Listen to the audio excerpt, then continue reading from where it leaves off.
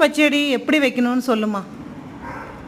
காட்டில் இஞ்சி வாங்கி நல்லா க்ளீன் பண்ணி தோடு எடுத்து லேசாக சீவி அதை நல்லா சீனி சட்டியில் நல்லா வறுக்கணும். நல்லா வறுத்து 5 நிமிஷம் முதல் 10 நிமிஷம் வரை நல்லா வறுக்கணும்.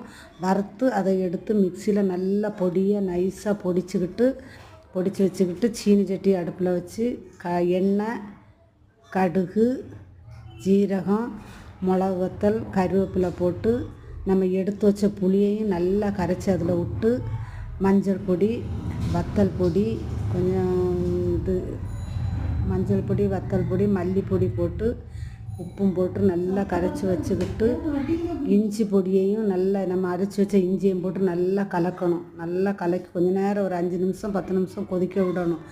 நல்லா கொதிக்கு கட்டியாகி வற்றி வந்தோன்னா ஒரு துண்டு சர்க்கரையும் போட்டு இறக்கி வச்சிட்டோன்னா இஞ்சி பச்சடி